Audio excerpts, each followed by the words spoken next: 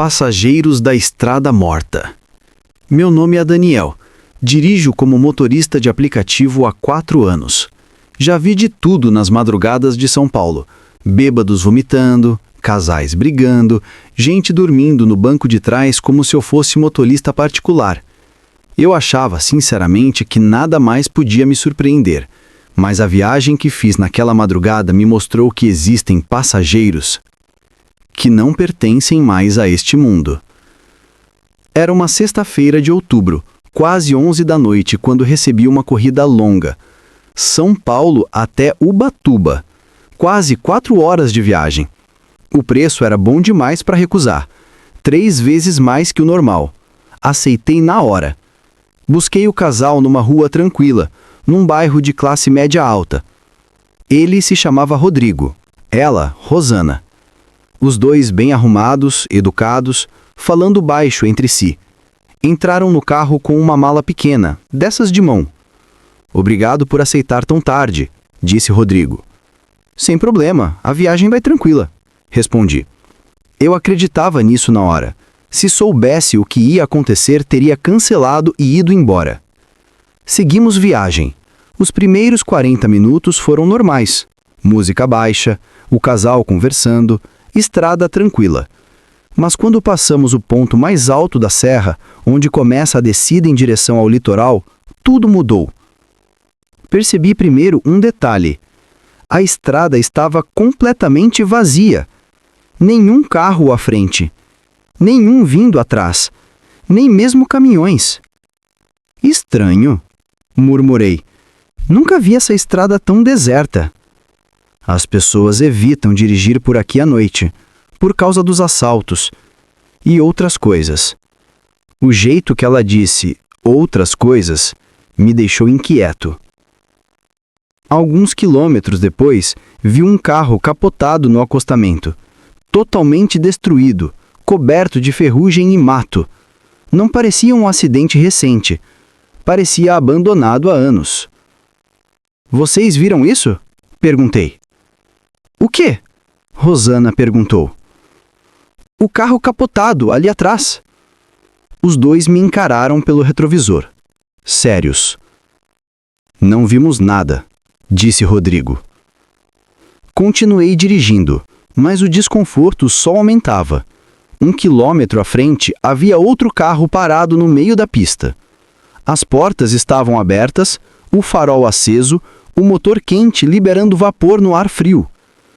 Fui obrigado a frear. Era impossível ignorar.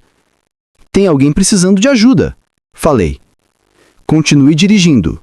A voz de Rodrigo mudou, firme, mandona. "Mas, continue!" gritou Rosana. Nunca tinha visto alguém mudar de expressão tão rápido. Obedeci. Quando desviei do carro, olhei pelo retrovisor e vi alguém saindo dele. Uma figura imóvel, me encarando enquanto eu me afastava. Sem correr, só observando. Meu coração acelerou. "O que está acontecendo?" exigi saber.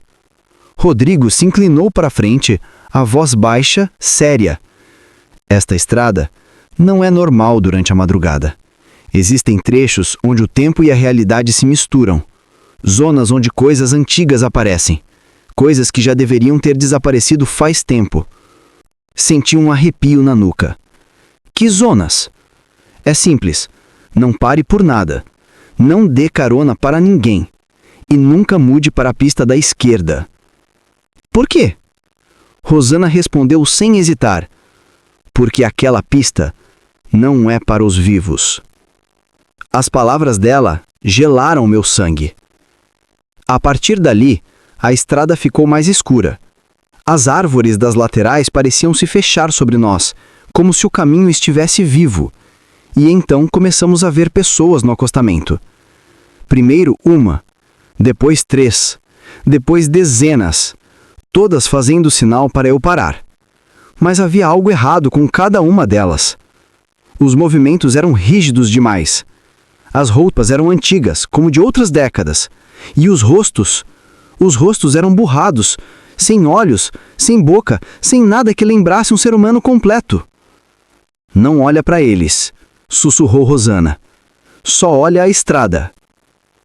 Era quase impossível ignorar. As figuras vinham de todos os lados, como sombras pedindo ajuda. Em determinado momento, um homem entrou na pista, exatamente no meio da estrada, com os braços erguidos. Fui obrigado a frear. Qualquer um faria o mesmo. Não freie, ordenou Rodrigo. Mas... pisa! Gritou Rosana. Engoli seco, pisei fundo no acelerador. Quando atravessamos a figura, senti como se passássemos por uma nuvem gelada. Quando olhei pelo retrovisor, ele não estava mais lá. Estamos chegando na segunda zona, disse Rodrigo. Fica firme. Passamos por uma ponte. Abaixo dela, o rio estava seco. Mas quando cruzamos, por uma fração de segundo, o vi cheio de água e dezenas de corpos boiando. Pesquei. Estava seco de novo. Eu não consegui entender mais nada. Que lugar é esse? Perguntei.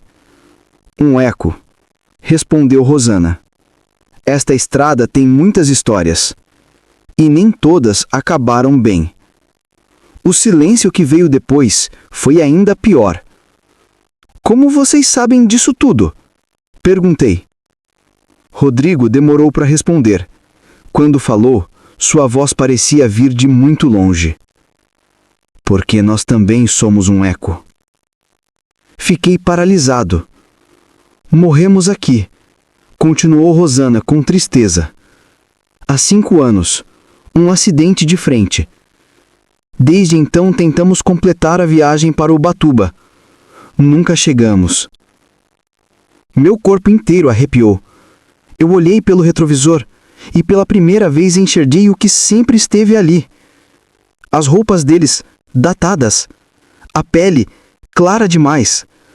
O corpo, imóvel, sem acompanhar as curvas do carro. Por que eu? Perguntei, em pânico. Não escolhemos ninguém. Rosana sorriu com tristeza. Às vezes aparecemos para motoristas. Tentamos guiar quem ainda está vivo. Ajudamos como podemos. A estrada ficou mais clara de repente. Parecia dia, mas um dia estranho, quase falso. O sol piscava como uma lâmpada velha. Terceira zona, disse Rodrigo. A pior de todas. Aqui o tempo se estica. Pode levar minutos ou décadas. Ninguém sabe. Dirigi por tanto tempo que perdi a noção de tudo. A paisagem não mudava. Era como estar preso num looping eterno. Até que finalmente apareceu algo diferente.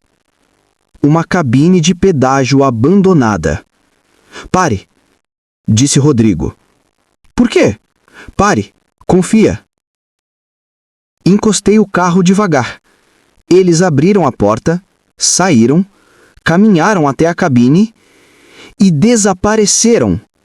Como fumaça levada pelo vento. Tudo ao meu redor mudou instantaneamente. A luz falsa se apagou.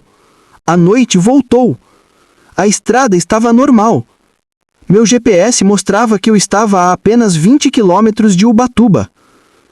Cheguei ao litoral com o coração ainda disparado. Parei na beira da praia, olhei o mar, tentando acreditar no que acabou de viver. Quando revisei o aplicativo, a corrida estava registrada como iniciada, mas não havia passageiros. Não havia cobrança, não havia nada. Era como se eles nunca tivessem existido. Voltei para São Paulo pela estrada pedagiada, pagando pedágio por pedágio, sem olhar pelo retrovisor. E desde aquela noite, eu nunca mais aceitei corrida noturna para Ubatuba. Às vezes, quando estou dirigindo na madrugada e o banco de trás parece silencioso demais, fico imaginando se Rodrigo e Rosana continuam presos naquela estrada maldita, esperando o motorista certo, tentando terminar a viagem que nunca conseguiram concluir. E me pergunto, quantas almas ainda caminham por ali, repetindo para sempre o último momento antes do fim? O pior da madrugada não é a escuridão, é a solidão. É quando você está sozinho que as coisas que assombram a estrada decidem aparecer. Sempre acreditei que certas estradas guardam memórias. Sabe aquela sensação estranha quando você passa por um lugar? Como se o asfalto tivesse visto coisas demais e guardasse tudo? Eu dirijo durante a noite há 20 anos e já presenciei muita coisa bizarra. Sombras que se movem, acidentes inexplicáveis, animais surgindo do nada. Mas nada, absolutamente nada, me apavorou tanto quanto aquilo que aconteceu no quilômetro 68 do trecho antigo da Serra das Russas. Meu nome é Raimundo. Eu dirijo carreta desde os 25 anos e aprendi que o silêncio da madrugada pode se tornar o seu pior inimigo. Naquela hora, a mente prega peças na gente. Qualquer reflexo parece um movimento. Qualquer barulho parece uma voz. Mas o que aconteceu comigo naquela semana não foi um simples reflexo, nem uma pegadinha do sono. Tudo começou numa terça-feira. Eu estava levando uma carga de peças de moto para o interior e decidi pegar a estrada antiga porque a rodovia principal estava fechada para manutenção. Essa rota é mais lenta, cheia de curvas fechadas e pouca iluminação. No quilômetro 68 tem uma subida bem forte que termina numa curva longa, bem onde a serra aperta. Naquele horário, devia ser umas 2:30 da manhã. Não tinha ninguém na estrada. Só o meu caminhão, o barulho do motor e o vento. Foi então que eu vi 2 luzes brancas se movendo atrás de mim, bem ao longe. No começo achei que era outra carreta, mas alguma coisa não se encaixava. As luzes não tremiam com o terreno, não chegavam mais perto, nem ficavam mais longe. Elas só subiam, devagar, constantes, como se estivessem flutuando sobre o asfalto. Eu ajustei os retrovisores e acendi as luzes internas da cabine para enxergar melhor, mas não consegui identificar mais nada. Continuei dirigindo, mas aquilo ficou na minha cabeça. Mas quando cheguei no próximo ponto de parada, um colega que vinha alguns quilômetros atrás me chamou no rádio. Ei, parceiro, você viu aquelas luzes estranhas lá na subida do 68? Ele me disse. Vi sim, eu respondi. Pensei que era você vindo atrás. Ficou um silêncio por uns segundos, e aí ele respondeu. Não, eu estava sozinho, e quando passei por lá não tinha mais ninguém na estrada. Naquela madrugada, eu custei a pegar no sono. Na noite seguinte, voltei a passar pelo mesmo trecho. Dessa vez estava indo mais cedo, perto da meia-noite. Estava tudo normal, até que, de novo, as luzes apareceram. Dessa vez não atrás de mim, mas na minha frente, subindo a serra na direção contrária. Eu diminuí a velocidade, esperando outro veículo passar. Mas as luzes ficaram paradas no meio da pista. Não se mexiam. Quando eu cheguei a uns 50 metros, elas simplesmente sumiram. Eu freiei e desci da carreta. Não tinha nada, nem luzes, nem reflexos, nem poeira no ar. Só silêncio. Eu juraria que até o vento parou. Fiquei ali uns minutos, olhando para a estrada vazia, até que ouvi um som ao longe. O ronco de um motor velho se aproximando devagar, vindo da curva, mas não dava para ver carro nenhum. Voltei para a carreta e acelerei. Daquela vez eu fiz questão de não olhar pelos retrovisores. Com o passar dos dias, comecei a evitar aquele trecho. Preferia perder 1 hora a mais de viagem do que passar por ali. Mas numa madrugada, no fim do mês, eu fui obrigado. Não tinha outra rota aberta. Eram umas 3:15 da manhã. O céu estava nublado, a estrada completamente vazia. Quando eu estava chegando perto do quilômetro 68, senti um peso estranho no peito, como se o ar ficasse mais denso dentro da cabine. De repente, o painel piscou. As luzes de dentro da carreta se apagaram totalmente. O motor continuava ligado, mas o velocímetro marcava 0. E então, lá estavam elas de novo. As 2 luzes brancas, brilhando lá da serra. Eu não sei por que fiz aquilo, mas eu freiei. Decidi esperar. Baixei o vidro e desliguei o motor. Eu queria checar se eram reais, se pertenciam a um carro. Mas conforme elas foram chegando perto, eu percebi que tinha algo muito errado. As luzes não projetavam sombra, nem iluminavam o chão. Era como se estivessem suspensas no ar. O barulho do motor voltou. Aquele mesmo ronco grave e irregular, como um carro velho com as velas ruins. Eu ouvia cada vez mais perto até que senti que estava bem na minha frente. Mas não tinha nada. Só a estrada vazia e o ar frio e úmido da serra. De repente, a carreta tremeu inteira. Alguma coisa bateu na lateral do container. Uma pancada seca, forte. Eu desci com a lanterna na mão e o que eu vi me deixou gelado. Marcas de mãos. Mãos pretas engorduradas, como se alguém tivesse batido com força na lataria. Eram muitas, e elas iam desde a parte de trás até a porta da cabine. Não esperei mais. Subi e pisei fundo com tudo que eu tinha. As luzes me seguiram por vários minutos, refletindo nos retrovisores. Depois elas simplesmente sumiram. Cheguei num posto de gasolina quando estava amanhecendo. Não falei com ninguém, só peguei um café e fiquei olhando para o horizonte.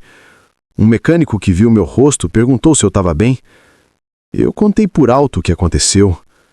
Ele ficou me olhando sério e disse uma coisa que eu nunca esqueci. Anos atrás, nessa curva aí, uma carreta carregada de combustível tombou.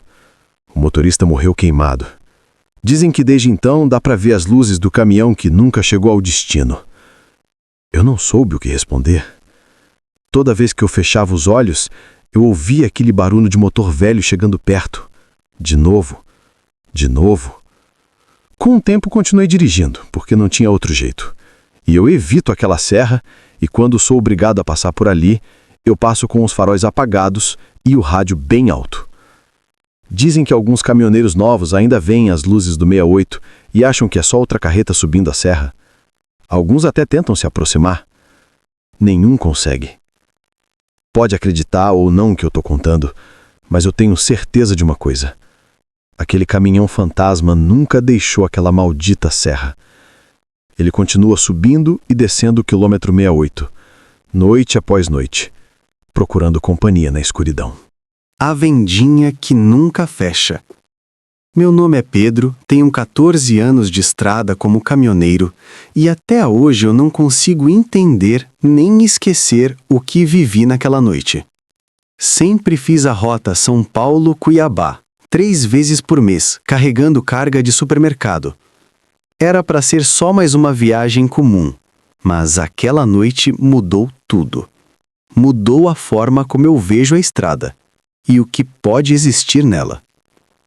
Eu saí de São Paulo num domingo por volta das 5 da tarde. O tempo estava bom, a pista estava tranquila, tudo prometia ser uma viagem rápida.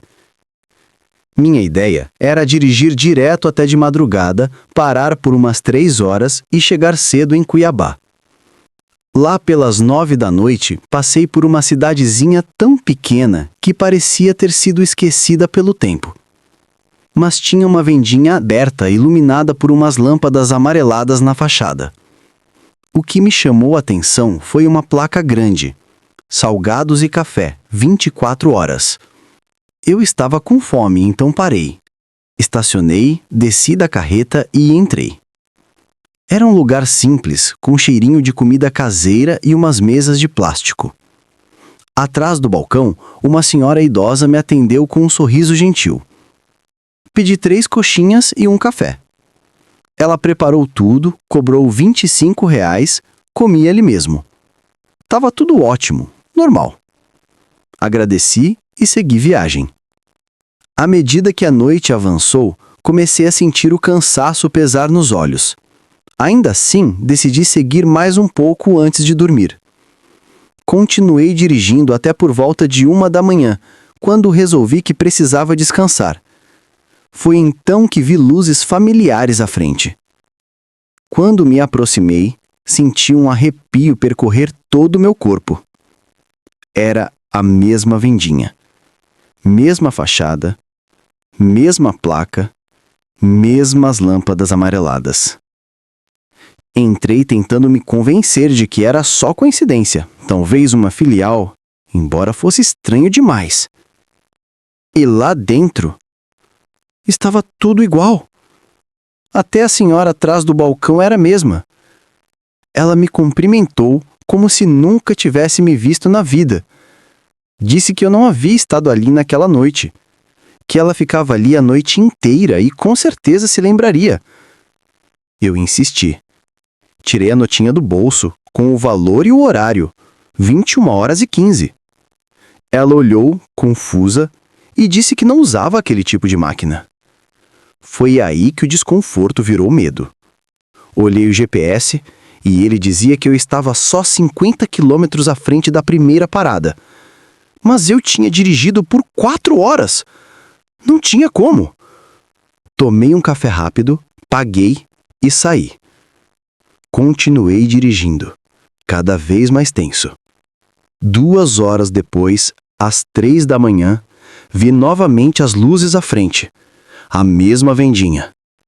Mesma placa. Mesma senhora.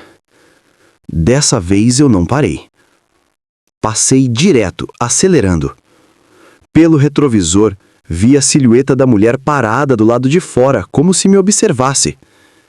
Meia hora depois, lá estava ela de novo. Pela 4ª vez. Eu parei no acostamento, sem coragem de chegar perto. Olhei de dentro da carreta e vi a senhora saindo para fora, levantando a mão, chamando para eu entrar. Aquilo me deu um pavor que eu nunca tinha sentido. Fiz uma manobra arriscada para dar a volta numa estrada de terra e voltei pelo caminho contrário. Dirigi por quase 1 hora até encontrar um posto grande e iluminado. Entrei praticamente correndo, tremendo. Perguntei onde eu estava. O frentista me disse o nome da cidade, a mesma região onde eu tinha parado pela primeira vez. Contei tudo a ele, do jeito mais claro que consegui. Ele ficou sério. Perguntou se era uma vendinha com salgados e café e uma senhora idosa atendendo. Deu um suspiro pesado e disse: "A vendinha da Dona Maria fechou faz uns 10 anos. Ela morreu, mas tem caminhoneiro que jura que ainda havia as luzes acesas. Dizem que quem entra lá fica preso, rodando por horas, sem sair da região, como se ela não deixasse ir embora." Senti as pernas falharem. Perguntei como sair daquilo. Ele disse que ao voltar pelo caminho contrário, eu tinha quebrado o ciclo, que era só não parar em nenhuma vendinha até amanhecer. Comprei energéticos, biscoitos, paguei com cartão, eu não queria tocar no dinheiro que ainda estava no meu bolso. Aquele da primeira notinha. Dirigi até o sol nascer. A estrada finalmente parecia normal. O GPS voltou a fazer sentido. Cheguei em Cuiabá com 6 horas de atraso. Nunca contei exatamente o que aconteceu para minha esposa, nem para os meus colegas. Só digo que tive problemas na rota. E desde então, nunca mais dirijo por aquele trecho à noite. Porque toda vez que passo por ali durante o dia, olho para o lugar onde a vendinha deveria ficar. Não tem nada. Só um terreno vazio, cheio de mato alto. Mas eu sei que quando a noite cai, as luzes se acendem de novo. A porta abre e a Dona Maria continua ali, esperando algum caminhoneiro cansado parar para comer. Alguns dizem que quem entra não volta mais para a estrada. Eu acredito. Eu estive lá. E só escapei porque fugi antes que ela me prendesse também. Você pararia para ajudar alguém numa estrada deserta às 3 da madrugada? Depois do que vivi, garanto que você pensaria 2 vezes antes de ser gentil. Meu nome é Paulo e dirijo carreta há 17 anos. A estrada é minha vida, meu escritório, minha segunda casa. Há 3 meses tive uma experiência na rodovia Fernão Dias, que até hoje tenho dificuldade de entender. Não sei se foi real ou se o cansaço pregou uma peça na minha cabeça, mas o que vi naquela madrugada me fez repensar muitas coisas sobre o que realmente acontece nas estradas quando todo mundo está dormindo. Era madrugada de domingo, por volta das 3h30. Vinha de entregar uma carga em Santos no sábado à tarde e estava voltando vazio para Belo Horizonte. A rodovia estava quase vazia, só algumas carretas espalhadas e um ou outro carro. Estava há quase 10 horas dirigindo e começava a sentir o cansaço. Mas faltavam só umas 2 horas para chegar, então decidi continuar. Em vez de parar para dormir, ia ouvindo um programa de rádio noturno. Um daqueles onde as pessoas ligam para contar histórias ou pedir conselhos. Isso me mantinha acordado. Então, num trecho reto ali, perto da serra, passando oliveira, vi algo lá na frente que me chamou a atenção. Tinha um carro parado no acostamento com um pisca-alerta ligado. Um sedã de cor clara. Parecia relativamente novo. E do lado do carro tinha uma mulher parada, iluminando o motor com a luz do celular. Mesmo de longe eu conseguia ver que ela estava vestida formal, como se viesse de algum evento.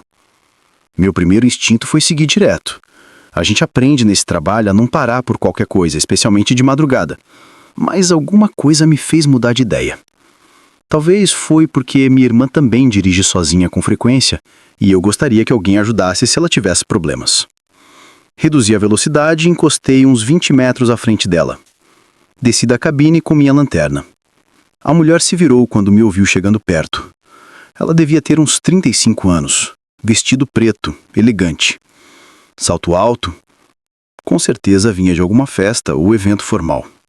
Boa noite, cumprimentei. Tá com problemas? Oi. Obrigada por parar, ela disse, claramente aliviada. O carro começou a falhar e aí simplesmente apagou. Não entendo nada de carro. Deixa eu dar uma olhada. Olhei o motor de perto. Era um modelo moderno, cheio de eletrônica. Com a lanterna verifiquei o básico. Nível de óleo, água do radiador, as correias, tudo parecia estar certo. A senhora tentou ligar de novo? Sim, várias vezes. Não faz nada, nem sequer tenta arrancar. Pode ser a bateria ou alguma coisa elétrica. A senhora tem serviço de guincho? Meu celular não tem sinal aqui. E, na verdade, nem sei para quem ligar uma hora dessas. Olhei ao redor. A gente estava num trecho onde o sinal de celular era ruim mesmo. Eu sabia porque ficava sem sinal ali direto. Olha, tô indo para Belo Horizonte. Posso te levar até a próxima praça de pedágio. Lá tem sinal. E a senhora pode ligar para alguém. Não é seguro ficar aqui sozinha. Depois a senhora aciona o guincho para buscar o carro. Ela hesitou um momento, olhando para o carro dela com uma expressão estranha que não consegui decifrar. E o meu carro? Vai ter que deixar aqui por enquanto. Mas a polícia rodoviária passa sempre. Eles ficam de olho e amanhã cedo a senhora resolve isso. Tá bem. Só me deixa pegar uma coisa. Ela abriu a porta traseira do carro e se debruçou para dentro, como se estivesse pegando algo do chão. Demorou mais do que eu esperava. Quando saiu, trazia uma bolsa de mão e algo mais que ela guardou rápido dentro da bolsa. Antes que eu pudesse ver direito, entramos na cabine da carreta. Ela se ajeitou no banco do carona e dei a partida. Durante os primeiros minutos não falamos muito. Eu me concentrava em dirigir. Ela olhava pela janela com as mãos apertadas sobre a bolsa. Venho de um evento, ela disse de repente. Um jantar. Demorou mais do que pensei. Nunca é uma boa ideia dirigir sozinha de madrugada, comentei. Eu sei, mas tinha que ir embora. Não podia ficar mais tempo lá. Havia alguma coisa no tom dela, uma urgência que achei esquisita. Tá tudo bem? Sim, é só cansaço. Olhei de rabo de olho para ela. Ela estava nervosa, dava para notar. Suas mãos tremiam levemente sobre a bolsa e de vez em quando olhava pelo retrovisor lateral como se esperasse ver alguma coisa. Alguém tá te esperando? Quer que a gente ligue para alguém quando chegar no pedágio? Não tem ninguém me esperando. Na verdade, é melhor que ninguém saiba que eu tô aqui. Essa resposta acendeu todos os meus alarmes. Alguma coisa definitivamente não estava certa. Olha, senhora, se a senhora tá com algum problema, se... Não é o que você tá pensando. Ela me interrompeu. Ninguém tá me seguindo. Pelo menos não alguém vivo. Os pelos da minha nuca se arrepiaram. Perdão? Ela respirou fundo antes de falar. Há 6 meses, meu esposo sofreu um acidente no trabalho. Ele caiu de um andaime. Ficou em coma 3 semanas antes de desligarem os aparelhos. Fiquei com ele até o final, segurando a mão dele e me despedindo. Sinto muito. No começo, o luto foi normal, eu acho. Dor, tristeza, solidão. Mas depois de 1 mês, começaram a acontecer coisas estranhas na minha casa. Objetos que mudavam de lugar, portas que se abriam sozinhas, luzes que piscavam. Achei que estava imaginando coisas por causa do estresse. Pensei em dizer que provavelmente era isso mesmo, mas algo me impediu de continuar. Depois comecei a sentir a presença dele, como se ele estivesse no mesmo lugar que eu. No início era reconfortante. Pensei que era meu jeito de mantê-lo por perto, mas aí se tornou algo diferente, algo possessivo. Possessivo. Ele começou a se manifestar mais claramente. Eu ouvia de rabo de olho a silhueta dele nos espelhos e toda vez que tentava sair de casa, especialmente se fosse ver alguém, as coisas pioravam. Uma vez tentei jantar com uma amiga e os pneus do meu carro amanheceram rasgados. Outra vez, quando um colega de trabalho me chamou para tomar um café, cheguei em casa e encontrei todas as fotos do meu esposo viradas para a parede. Eu estava com dificuldade para processar o que eu estava ouvindo. Parte de mim queria dizer que ela precisava de ajuda médica, não de carona. Mas outra parte, aquela que já tinha visto coisas estranhas na estrada ao longo de 17 anos, me mandava ficar quieto e escutar. Mas ontem à noite foi diferente. Ela continuou. Ontem à noite fui ao jantar de aniversário da minha irmã. Ele não queria que eu fosse. Senti isso a tarde inteira, aquela pressão no peito, aquela sensação de estar sendo observada. Mas me forcei a ir. E quando estava no jantar, recebi uma ligação do meu número, o meu próprio número de casa. O quê? Atendi e ouvi a voz dele, a voz do meu esposo me dizendo para voltar para casa, que ele estava me esperando, que se eu não voltasse, ele viria me buscar. Um calafrio me percorreu inteiro. Minha mão apertou o volante com mais força. Saí de lá correndo. Entrei no meu carro e dirigi sem rumo. Só queria me afastar, mas então o meu carro começou a falhar, como se algo tivesse forçando ele a parar. E quando encostei aqui, quando abri o capô ali mesmo, na estrada, vi que algo tinha acontecido com os cabos. Que tipo de coisa? Estavam cortados. Ela me mostrou uma foto no celular. Era verdade, um corte limpo, como feito com uma ferramenta. Mas eu não tinha mexido em nada, e ninguém mais poderia ter chegado perto do meu carro a noite inteira. Minha respiração ficou curta. Olhei pelo retrovisor para a estrada escura atrás de nós. Por isso eu agradeço que você tenha parado, porque eu precisava sair daqui. Precisava continuar em movimento. Enquanto estiver em movimento, ele não pode me alcançar completamente. De repente, o rádio da carreta, que estava em silêncio, deu um estalo. Aí começou a soltar estática. E, no meio da estática, uma voz masculina distorcida. Adriana, volta. A mulher soltou um grito abafado. É ele! É assim que ele me chama! É assim que ele me encontra! Dei um tapa no rádio e desliguei. Mas a voz continuou. Agora vinha do nada, do próprio ar dentro da cabine. Adriana, por que você me deixou? Por que você continua fugindo? Me deixe em paz, Adriana, ela gritou. Não te devo mais nada. Fiz tudo por você quando estava vivo. A temperatura dentro da cabine caiu drasticamente. Conseguia ver a fumaça da minha respiração. Os vidros começaram a embaçar por dentro. Você não pode fugir de mim. Você me pertence, até você morrer. Então acelerei tudo o que a carreta permitia. Não sabia o que mais fazer. No retrovisor vi algo que gelou meu sangue. Uma figura escura, parada no meio da estrada, olhando em nossa direção. Mas nós já estávamos a vários quilômetros de onde a encontrada. Você também está vendo, não tá? Ela perguntou com a voz embargada. Tem sido assim há meses, cada dia mais forte, mais presente.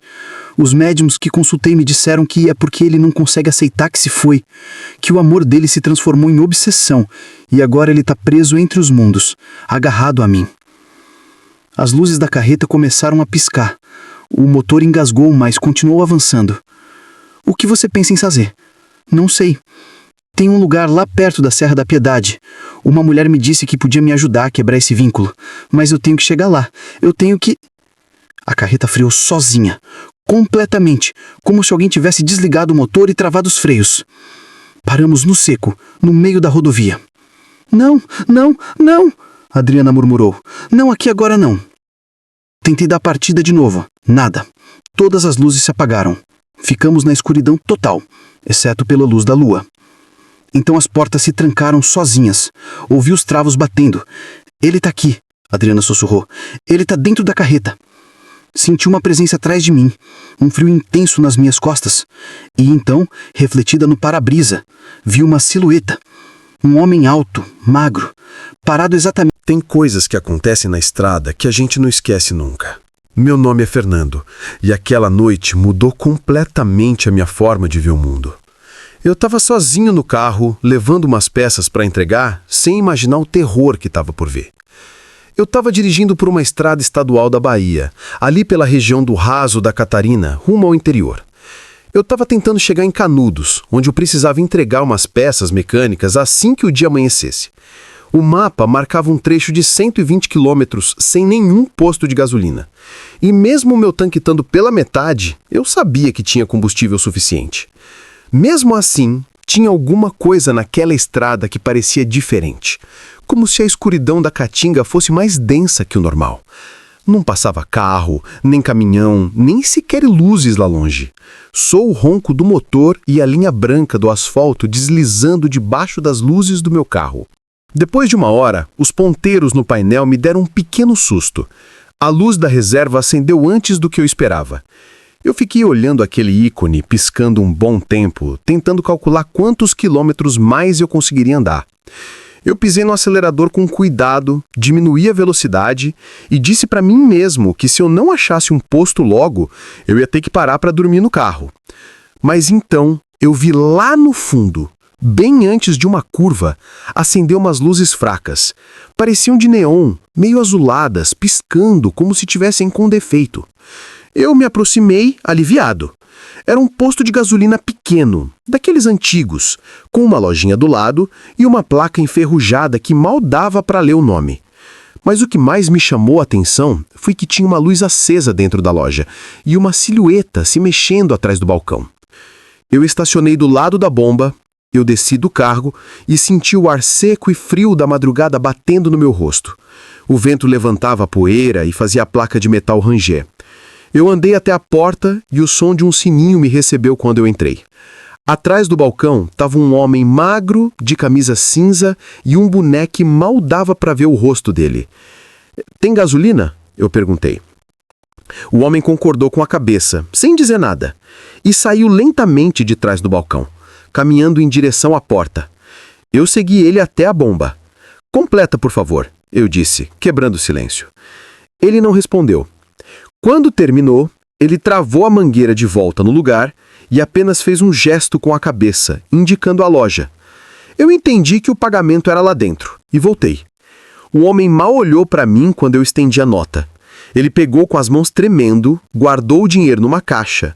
Ele empurrou o troco, umas moedas e o recibo sobre o balcão sem dizer uma palavra.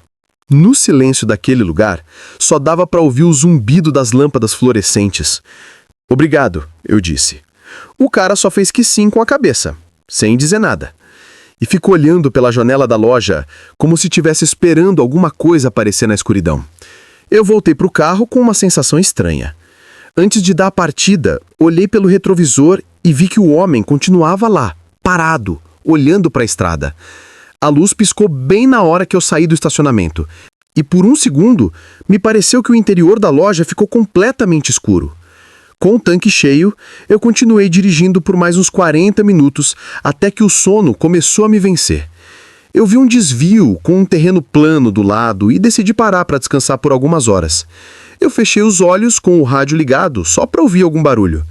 Quando eu acordei, já estava amanhecendo. O céu estava num tom meio rosado e a estrada parecia mais tranquila. Eu me espreguicei, liguei o carro e decidi voltar ao posto para comprar um café. Antes de continuar, eu dei meia volta e dirigi de novo pelo mesmo caminho. Mas depois de uns minutos, voltando pelo mesmo caminho, alguma coisa começou a me deixar inquieto. Eu não reconhecia os arredores, nem a curva onde eu tinha visto as luzes, nem a placa enferrujada, nem a loja. Só tinha sertão e asfalto, sem sinal de nenhuma construção. Eu parei, desci do carro e andei alguns metros procurando marcas de pneu ou qualquer coisa que indicasse que eu tinha estado ali. Nada. Nem rastros, nem marcas, nem mesmo o cheiro de gasolina. Eu verifiquei o GPS. Eu conferi o ponto onde eu deveria ter parado conforme o marcador da estrada. Eu estava a mais de 15 quilômetros daquele ponto. Eu voltei a olhar o painel e vi que o tanque continuava cheio. Eu não podia ter sonhado aquilo. Eu tentei me convencer de que talvez eu tivesse me confundido, que o cansaço tinha me pregado uma peça, mas o que eu não conseguia explicar era o recibo que eu ainda tinha no bolso. Peguei ele e lá estava, um recibo de pagamento com o nome de um posto de gasolina que não aparecia no mapa. O papel cheirava a óleo velho e tinha uma data ilegível, como se fosse muito antigo. Eu continuei dirigindo em silêncio, olhando o retrovisor a todo instante. Eu não sei por que eu fazia isso, talvez esperando ver de novo aquelas luzes piscando à distância, mas elas nunca apareceram. Só o vazio do sertão e o barulho constante do motor. Quando eu cheguei em Canudos, eu parei o carro na frente de uma oficina. Um homem mais velho estava lá fora, varrendo a frente. Eu contei para ele o que aconteceu, sem entrar em detalhes, e perguntei se ele conhecia algum posto de gasolina velho naquela estrada, ali para as bandas de Jeremoabo. Ah, teve um sim, mas fica uns 40 quilômetros aqui, já na saída para Bendegó. Pegou fogo há mais de 20 anos. Tá abandonado, ninguém reconstruiu não. Eu fiquei em silêncio, olhando para o horizonte. Eu não quis perguntar mais nada. Agradeci a ele e entrei no carro. No retrovisor, o sol estava nascendo sobre a linha do sertão, banhando a estrada num tom alaranjado. Por um momento, me pareceu ver o reflexo de uma placa de metal balançando com o vento. Desde aquele dia, eu mudo de rota sempre que preciso passar por lá. E olha, não importa onde eu esteja dirigindo, toda vez que aquela maldita luz da reserva acende no painel, meu coração dispara. Porque no fundo eu sei que aquele posto continua existindo, em algum lugar entre o real e o impossível, esperando. E se um dia eu acabar encontrando ele de novo numa dessas madrugadas perdidas, eu realmente não sei se eu vou ter coragem de parar. Quem trabalha na estrada sabe que depois de tantas horas no volante, a mente pode começar a pregar peças. Mas tem coisas que a gente vê que não são cansaço, não são imaginação, e que a gente nunca esquece. Meu nome é Francisco das Chagas. Há 11 anos eu dirijo um ônibus de linha na rota São Paulo-Fortaleza. São mais de 2.800 quilômetros de estrada. Uma viagem que leva umas 45, 50 horas contando as paradas. Eu já vi de tudo nesses anos. Passageiro estranho, briga, bêbado, gente fugindo de problema. Mas eu nunca tinha passado por nada parecido com o que aconteceu 6 meses atrás, num trecho da estrada perto de Picos. Foi uma coisa tão sutil no começo que eu achei que estava imaginando coisa por causa do cansaço. Mas conforme a noite foi passando, eu percebi que tinha alguma coisa muito errada com um dos meus passageiros. E quando eu finalmente entendi o que era, já era tarde demais para fazer qualquer coisa. A gente saiu de São Paulo numa quinta-feira, às 8 da manhã. O ônibus estava quase cheio, umas 40 pessoas. Famílias, trabalhadores, estudantes, aquela mistura de sempre. Eu fiz meu anúncio de boas-vindas, expliquei as paradas programadas e dei a partida. As primeiras horas passaram normal. Eu parei em Minas Gerais para o pessoal descer e ir ao banheiro, comprar alguma coisa para almoçar. Depois, seguimos viagem. Foi na parada de Petrolina, já na noite de sexta-feira, perto da meia-noite, quando eu assumi o volante para o meu parceiro descansar, que subiu um homem. Ele devia ter uns 50 anos. Era magro e estava vestido com uma calça jeans e uma camisa xadrez. Levava uma mochila pequena e nada mais. Pagou a passagem dele até Picos, sentou lá no fundo e não disse uma palavra. Não tinha nada de muito estranho nele à primeira vista, mas quando eu arranquei e olhei pelo retrovisor, alguma coisa me chamou a atenção. Ele não se mexia. A maioria dos passageiros se ajeita, pega o celular, abaixa o banco, faz alguma coisa. Ele só ficava lá sentado e rígido, olhando para frente. Eu pensei que talvez ele estivesse muito cansado ou nervoso de viajar. Continuei dirigindo, mas toda vez que eu olhava no espelho, lá estava ele, na mesmíssima posição. Eu não conseguia nem ver se ele piscava. Lá pelas 2 da manhã, eu fiz uma parada num posto de gasolina para abastecer. Todos os passageiros desceram, menos ele. Ele ficou sentado, no lugar dele, imóvel. Eu me aproximei pelo corredor. Senhor, pode descer para esticar as pernas se quiser. A gente vai ficar aqui uns 20 minutos. Ele não respondeu. Nem sequer virou para me olhar. Só continuou olhando para frente, para a parte de trás do banco da frente. Senhor, eu insisti e toquei no ombro dele. A pele dele estava fria. Fria demais para uma noite quente daquelas. Eu me afastei por instinto. Ele finalmente virou para me olhar. Lento, mecânico. Os olhos dele estavam completamente sem expressão. Eu estou bem, ele disse com uma voz chapada, sem tom nenhum. Não preciso descer. Tá bom, como o senhor quiser, eu respondi sem graça. Saí do ônibus para supervisionar o abastecimento. Eu comentei com o frentista sobre o passageiro estranho. Em ônibus sempre viaja gente esquisita. Ele disse, não dá bola não, desde que ele tenha pago a passagem e não cause problema. Ele tinha razão. Eu voltei para o ônibus quando todo mundo já tinha subido de novo e continuei a viagem. Mas eu não conseguia parar de olhar para ele pelo retrovisor. Ele continuava sem se mexer, sem mudar de posição. Parecia uma estátua. Perto das 4 da manhã, quando a gente estava no meio do sertão, uma senhora de meia idade levantou e veio andando até mim. Ela parecia assustada. Com licença, seu motorista, ela disse baixinho. Aquele homem que está sentado lá no fundo, o senhor viu ele se mexer? Não? Por quê?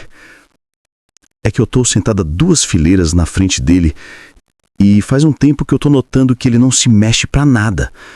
No começo eu achei que ele estava dormindo, mas ele está de olho aberto. E tem mais uma coisa. Ele não respira. Eu não vejo o peito dele subir e descer. Os pelos da minha nuca se arrepiaram. A senhora tem certeza? Absoluta. Eu tô com medo. Tem alguma coisa muito errada com aquele homem. Entendo. Volte para o seu lugar. Eu cuido disso. A senhora voltou para o assento dela. Eu continuei dirigindo, mas agora eu realmente estava preocupado. Olhei para o espelho de novo, o homem continuava igual. E a senhora tinha razão. Eu não conseguia ver nenhum movimento de respiração no peito dele. Eu decidi fazer um teste. Meu parceiro estava dormindo e não ia notar. Eu freiei bruscamente, como se um animal tivesse atravessado na frente. Todos os passageiros foram jogados para frente. Alguns acordaram assustados. Menos ele. Ele nem se mexeu. Ele permaneceu na mesmíssima posição. Perfeito. Como se tivesse colado no banco. Aquilo não era normal. Nenhuma pessoa conseguiria manter aquela rigidez durante uma freada brusca daquelas, sem pelo menos balançar um pouco. Então, eu lembrei de uma coisa que o meu avô me contou anos atrás. Ele também foi motorista de ônibus, e ele me falou de uma superstição que rolava entre os motoristas antigos. Eles diziam que, às vezes, os mortos viajavam nos ônibus, tentando chegar em algum destino que não conseguiram completar em vida.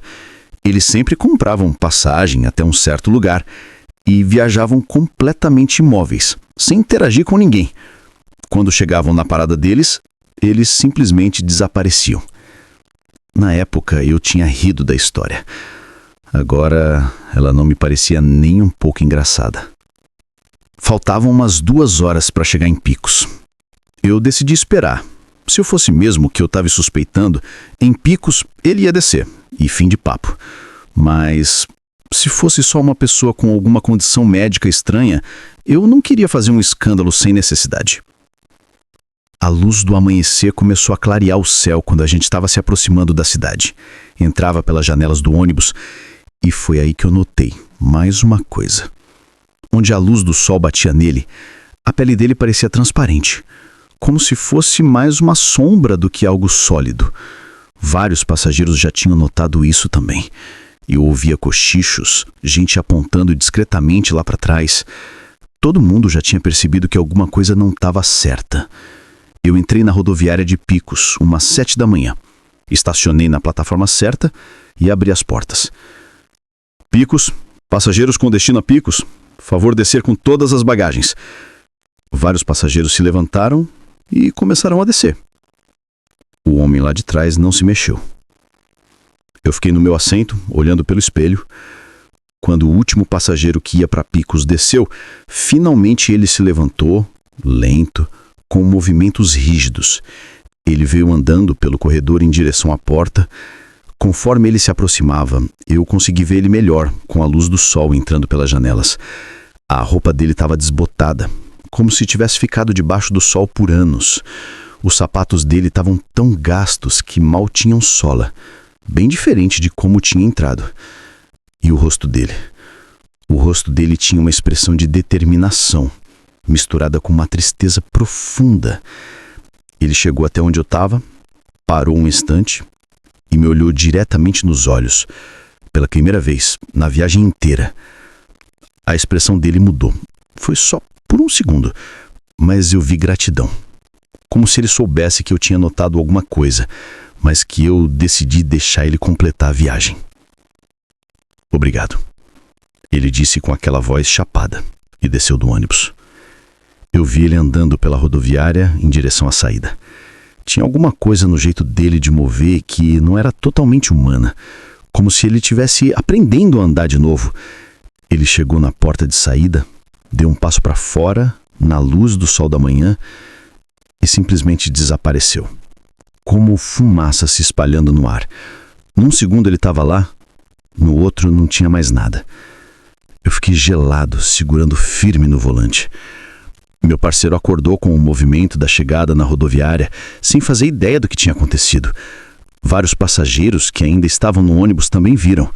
Uma mulher fez o sinal da cruz, um homem mais velho só balançou a cabeça, negando, como se já tivesse visto aquilo antes. Um funcionário da rodoviária subiu no ônibus para checar se todo mundo tinha descido. "Tudo certo, chefe?" Ele me perguntou. "Sim, tudo certo." Eu menti. Depois eu fui verificar o registro das passagens.